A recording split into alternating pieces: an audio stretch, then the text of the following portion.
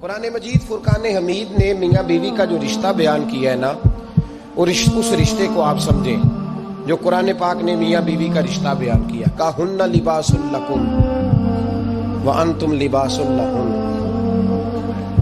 فرمایا بیویاں تمہارا لباس ہیں اور تم ان کا لباس ہے، وہ تمہارا لباس ہے اور تم، اللہ اکبر، کیسا خوبصورت لفظ قرآن پاک نے، ہن لباس لکم وانتم لباس لہن، فرمایا وہ تمہارا لباس ہے اور تم، سمجھ آ رہی ہے نا جی بات کی، وہ تمہارا لباس ہے اور تم ان کا لباس ہو۔ تین خوبیاں تو ہر لباس میں ہوتی ہیں، تین چیزوں کے لیے لباس پہنا جاتا ہے، تین چیزیں، تین قسم کی آسائشیں لباس میں پائی جاتی ہیں، اس پر تو تمام مفسرین کا اتفاق ہے۔ سب سے پہلی چیز، لباس جو ہوتا ہے وہ بندے کو گرمی اور سردی سے بچاتا ہے۔ سخت سردی میں لباس لے لیں تو بندہ سردی سے بچ جاتا ہے۔ اس کا مطلب یہ ہوا کہ میاں بیوی ایک دوسرے کا لباس ہے۔ اگر بیوی کی طرف کوئی تکلیف آتی ہے تو میاں اس کو بچاتا ہے، اور اگر میاں کی طرف کوئی تکلیف آتی ہے تو عورت اس کو بچاتی ہے۔ میاں بیوی ایک دوسرے کا لباس ہے۔ لباس کیا کرتا ہے؟ لباس آدمی کے عیب چھپاتا ہے، اس کے وجود پر کتنے دھبے ہیں، کتنے نشان ہیں، وہ سارے چھپا لیتا ہے لباس۔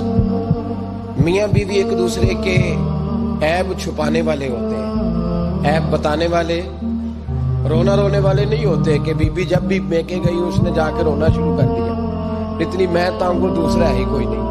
اور خامد صاحب جب بھی ملے انہوں نے ایک ہی راگ الاپنا شروع کر دیا کہ میری کیا بات تھی، مجھے مل کیا گیا ہے، میں کیا تھا، میرے ساتھ ہوا کیا ہے۔ تو لباس ہیں، ایک دوسرے کا عیب چھپائیں گے، بولیے ایک دوسرے کا عیب چھپائیں گے، ایک دوسرے کی غلطیوں کی پردہ پوشی کریں گے۔ اور تیسرا لباس کا کیا مقصد ہوتا ہے؟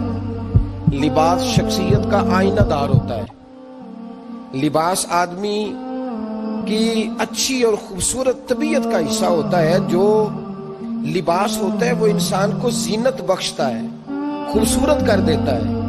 داڑھی والا آدمی ننگے سے پھرے تو خوبصورت نہیں لگتا، ٹوپی پہن لے تو بڑا پیارا لگتا ہے، ٹوپی پہنے تو بڑا، اور اگر امامہ باندھ لے تو نور نالا نور ہونا شروع ہو جاتا ہے۔ اللہ کرے آپ خوش ہو جائیں، آمین تو کہہ دیں، اور اللہ کرے فجر کی نماز آپ امامہ باندھ کے پڑھ لیں، آمین تو کہیں۔ چلو کوئی جنہ دی داڑھی نہیں انہوں نے رکھنی چاہیے، جنہ دی نہیں انہوں نے، موضوع نہیں تھا پر ہماری بھی مجبوری ہے، داڑھی آ ہی جاتی ہے، ہر موضوع میں شامل ہو جاتی، رکھنی چاہیے۔ سب یاد رکھیں، لباس آدمی کو زینت دیتا ہے۔ قرآن مجید کے لفظوں پہ غور کرو، اگر تو شادی کے بعد بیوی کے آنے کی وجہ سے خامد کو سکون نہیں ملا تو اس کا مطلب ہے اس نے گھر کو زینت نہیں دی، اور اگر شادی کے بعد اس بچی کو تحفظ نہیں ملا، اس کو اپنے گھر کے اندر سکون نہیں ملا، تو اس کا مطلب ہے خاوند نے اسے زینت، اس لباس نے زینت نہیں دی۔ میاں بیوی ایک دوسرے کا لباس ہے۔ اس مقدس رشتے کو اسلام نے باندھا، اور لباس کہہ کے باندھا۔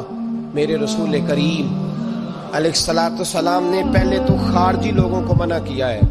میری ذاتی رائے یہ ہے کہ میاں بیوی کی ذاتی لڑائی کوئی بھی نہیں ہوتی۔ ذاتی لڑائی، میری باتوں کی سمجھ تو آ رہی ہے نا آپ دوستوں؟ کوئی نہیں آ رہی؟ اللہ جزا دے آپ۔ میاں بیوی کی ذاتی لڑائی کوئی نہیں ہوتی۔ ہوتا پتہ کیا ہے؟ لڑکے سے پوچھیں کہ بتائیں جناب کیا حال ہے، تو کہتے ہیں بیوی میری صحیح ہے، اس کے گھر والے نہیں صحیح۔ سنا ہے آپ نے بھی کبھی یہ لفظ؟ تو اسی طریقے سے اگر لڑکی سے پوچھیں کہ تیرا کیا حال ہے، تو کہتی ہے خامن تو میرا دھیان رکھتا ہے، اس کی اماں نہیں خیال رکھنے دیتی۔ تو لڑائی جو ہوتی ہے وہ تیسرے آدمی کی وجہ سے ہوتی ہے۔ تیری اماں آئی تھی تو اس طرح کہہ گئی، تیرا بھائی آ گیا تھا تو وہ یہ کہہ گیا، تیسرے فرد کی وجہ سے۔ میرے نبی کریم علیہ الصلوۃ والسلام نے تیسرے بندے کو سمجھایا ہے، تیسرے فرد کو حضور نے سمجھایا ہے۔ نبی پاک علیہ الصلوۃ والسلام نے فرمایا خبردار، ماں، بھائی، بیٹا، باپ، سارے لحاظ کریں، بسنے دے میاں بیوی کو۔ اگر شادی کر دیا تو ان کو سکون سے رہنے دو۔ تم دو جملے کہہ کے چلے گئے، کوئی عیب نکال کے جو چھپا ہوا تھا خامن کی نظر میں وہ نکال کے بتا دیا کہ تیری بیوی یہ کام بھی کرتی ہے۔ اب تم تو ہٹ گئے وہ بات کہہ کے، اب انہوں نے اکٹھے رہنا ہے، ان کی زندگی مصیبت کا شکار ہو گئی۔ آزمائش میں آ گئے وہ دونوں، ساری زندگی کڑتے رہے، ایک عیب نکال کے لڑکی کے گھر والے لڑکے کا اسے بتا کے چلے گئے تیرے خامد میں یہ عیب پایا جاتا ہے، وہ ساری زندگی کڑتے رہیں گے، تکلیف میں رہیں گے، انہوں نے تو کٹھے رہنا ہے۔ بتانے والا چلا گیا، میرے رسول کریم صلی اللہ علیہ وسلم فرماتے ہیں لعنتی ہے وہ شخص، لعنتی ہے وہ شخص۔ یا رسول اللہ کون سا؟ فرمایا جو بیوی کو مرد کے خلاف اکساتا ہے اور مرد کو بیوی کے خلاف اکساتا ہے، وہ لعنتی ہے، ملعون ہے، رحمت الہی سے دور ہے وہ شخص۔ انہیں قریب کرنے کی کوشش کر، تو ان کے اندر محبت پیدا کرنے کی کوشش کر۔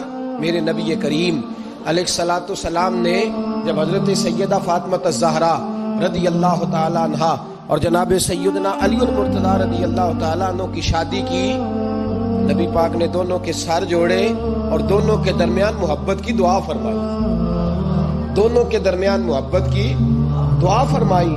اور نبی پاک صلی اللہ علیہ وسلم حضرت فاطمہ کے سامنے جناب علی کے فضائل بیان فرماتے، اور جناب علی آتے تو نبی پاک فرماتے فاطمہ تو میرے وجود کا حصہ ہے، وہ تو میرے جگر کا ٹکڑا ہے۔ تو ان دونوں کے درمیان الفت پیدا، یہ سب سے پہلے تو خارجی لوگ اس بات کا خیال کریں، سب سے پہلے تو خارجی لوگ خیال کریں، توجہ دیں، ان کو بکھرنے سے بچائیں۔ اب میاں بیوی بھی سمجھ لیں کہ ہماری ذمہ داریاں کیا ہیں۔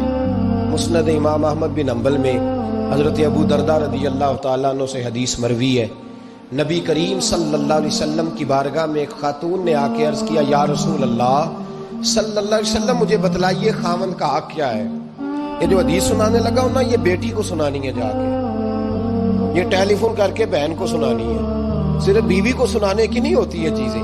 یہ حدیث بیٹی کو سمجھائیں، بہن کو سمجھائیں، ان لوگوں کو سمجھائیں، تاکہ اور یہ یاد رکھیں خاوند کے حقوق، خاوند کے حقوق اگر بچی کے گھر والے اسے سکھائیں نا تو اس کی سمجھ میں جلدی آ جائیں گے، اور بیوی کے حقوق اگر خاوند کے گھر والے اس کو سمجھائیں تو اس کی سمجھ میں بات جلدی آئے گی، وہ خیر خواہ سمجھتے ہیں اپنے رشتہ داروں۔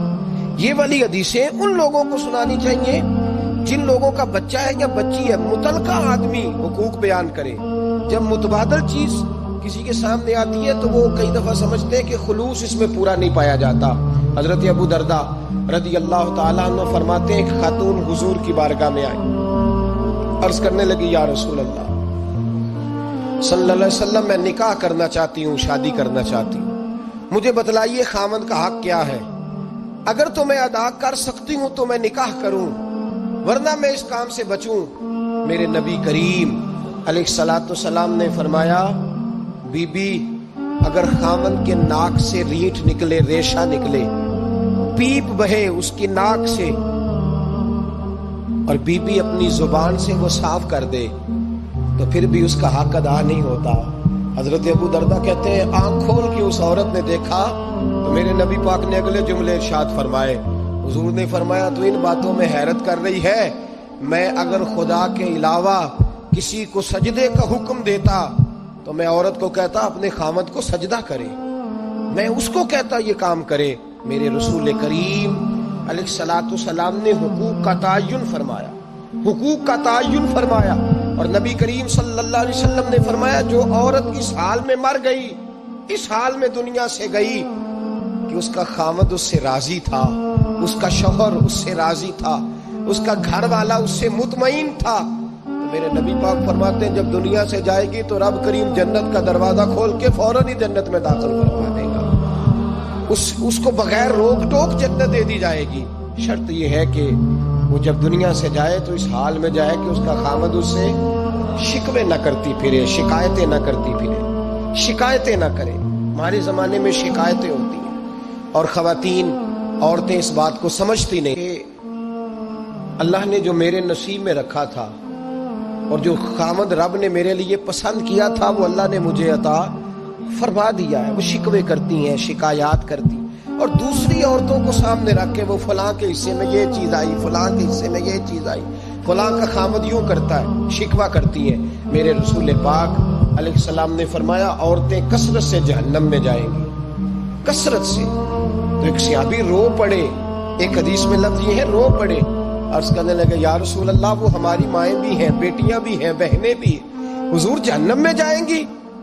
نبی پاک صلی اللہ علیہ وسلم نے فرمایا ایک تو وہ عیب جوئی کرتی ہیں، غیبتیں کرتی ہیں، دوسرا رب کا شکر ادا نہیں کرتی، اور تیسرا فرمایا اپنے خامن کا بھی شکریہ ادا نہیں کرتی، بات بات پہ ناشکری کرتی ہیں، بات بات پہ ناشکری کرتی ہیں، اس سبب سے جہنم میں جائیں۔ عورت کے حقوق کا تعین فرمایا، اور ساتھ ہی میرے رسول پاک علیہ السلام نے مرد کی طرف توجہ فرمائی، اور کیا خوبصورت لفظ ارشاد فرمایا تم میں ہر آدمی اپنے آپ کو اچھا سمجھتا اور اچھا کہتا ہے، ہر آدمی کہتا ہے، لیکن کوئی اگر مجھے آ کے پوچھے گا کہ محبوب آپ کی امت میں اچھا کون ہے، تو حضور فرماتے ہیں میں اسے اچھا سمجھوں گا جو اپنے گھر والوں کے حق میں اچھا ہے، جو اپنی بیوی خیرکم لأہلہ، تم میں سے بہترین وہ ہے جو اپنے گھر والوں کے لیے اچھا ہے، اور فرمایا جاؤ میرے گھر جا کے پوچھ لو وانا خیرکم لأہلہ، میں تم سب سے زیادہ بڑھ کر اپنے گھر والوں کے لیے اچھا ہوں، تم میں بہترین وہ ہے جو اپنے گھر والوں کے لیے، بال بچوں کے لیے، بیوی کے لیے اچھا ہے۔ رسول کریم علیہ السلام نے خامد کو حکم دیا اور ارشاد فرمایا کہ عورت ٹیڑھی لکڑی ہے، بیچاری کو اللہ نے عقل پوری نہیں دی۔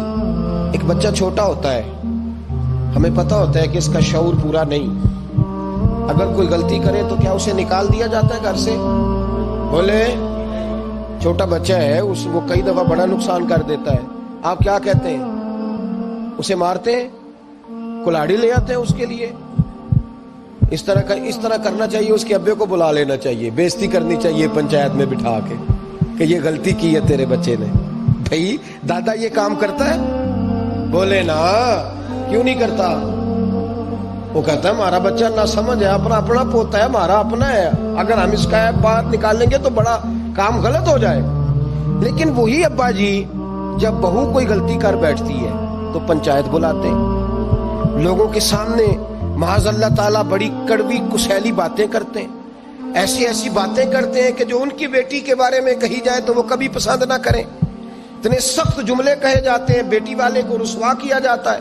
میرے نبی کریم علیہ السلام نے فرمایا یہ ٹیڑھی لکڑی ہے، بیچاری کو اللہ تبارک و تعالیٰ نے اپنی حکمت کے تحت عقل عادی عطا فرمائی ہے، تم اگر چاہو گے سیدھی کرنا تو یہ ٹوٹ جائے گی، سیدھی نہیں ہوگی۔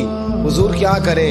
فرمایا اس کے ساتھ گزارا کرو، اللہ تمہیں اجر عطا فرمائے گا، اس کے ساتھ وقت گزارو، اللہ تمہیں اس کا، یہ ذہن بنانا چاہیے خامند کو کہ یہ، اور خامند کی ذمہ داری ہے۔ اعلیٰ حضرت رحمت اللہ علیہ نے فتاوی رضویہ کی 24ویں جلد میں بالتفصیل لکھا ہے، آپ فرماتے ہیں خامند کی ذمہ داری ہے عورت کو کپڑا فراہم کرنا، روٹی فراہم کرنا، رہنے کے لیے گھر دینا، نان نفقے کا خیال کرنا، اور آپ فرماتے ہیں اگر وہ مطالبہ کرے تو ہفتے میں ایک دن اس کے ماں باپ سے ملانے بھی لے جا سکتا ہے، ہفتے میں، جی کوئی نہیں بول دے تسی، ہفتے نہیں، یہ نہیں صحیح لفظ، ہر ہفتے، ایسا ہے کدوں ملان